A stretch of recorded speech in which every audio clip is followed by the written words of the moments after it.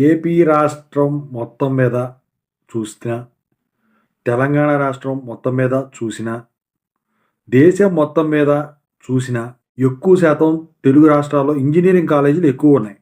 అయితే దీనివల్ల వచ్చేసరికి ఈ ఉద్యోగాలొస్తాయని జెప్పేసి చాలామంది గూడా ఇంజినీరింగే ప్రిఫర్ చేశారు. దాంతో పాటు డిగ్రీ వాళ్ళు గూడా ఉన్నారు. అయితే ఇప్పుడు వచ్చేసరికి ఎవరికీ కూడా ఉద్యోగాలెక్కడా లెవ్వు. దానికి గల కారణాలు సర్వేలో వాళ్ళు వెల్లడించడం జరిగింది. ఏంటంటే, ఇక్కడ నైపుణ్యాలు ఏం పెంచట్లేదు కాలేజెస్‌లో. ఏదో చెప్పేసేసి బేసిక్స్ వరకు బయటకొదులుతున్నారు. ఇక ఆ తర్వాత అమీర్పేట అటు సైడ్ పోయి కోర్సులు నేర్చుకుంటున్నారు. కోర్సులు నేర్చుకొని కంప్లీట్ అయిపోయేలోపు కోర్స్ మారిపోతుంది. ఈళ్ళకి ఉద్యోగాలు దొరకట్లేదు. ఈలోపు కెరియర్ గ్యాప్ వచ్చేస్తుంది. ఇక ఫ్రెషర్ కింద జాబులు రావట్లేదు అని చెప్పేసి సర్వేలో వెల్లడైందనమాట.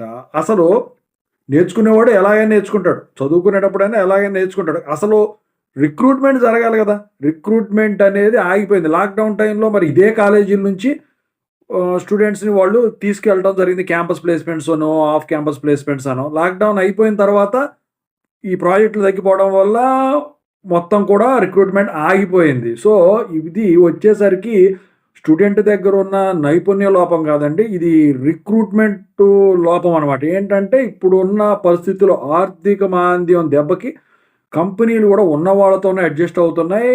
ఎక్కువ ఉన్న వాళ్ళని తీసేస్తున్నాయి. అంతే తప్ప ఈ కాలేజీల వాతావరణం బట్టో, లేకపోతే స్టూడెంట్ మెంటాలిటీని బట్టో ఇప్పుడు ఎక్కడా కూడా లేదు. సో, మరి అది ఏ రకంగా సర్వే అయిందో నాకు తెలీదు గానీ, ఓవరాల్‌గా అయితే స్టూడెంట్స్ చెప్పేది ఇదనమాట. ఇలా ఉంది బయట ప్రపంచం మొత్తం కూడా. అందరూ గూడా ఎవరైతే ఉద్యోగాలు లేవో వాళ్ళందరూ కూడా విదేశాలకు పోయి చదువుకునేదానికి ఇంట్రెస్ట్ చూపిస్తున్నారు. ఎందుకంటే అక్కడ పార్ట్ టైమ్ జాబులు చేసుకోవచ్చు. సాఫ్ట్‌వేరే చేయాలని కాదు కదా! ఎక్కడో ఒకటో ఇద్దరికో వస్తాయి.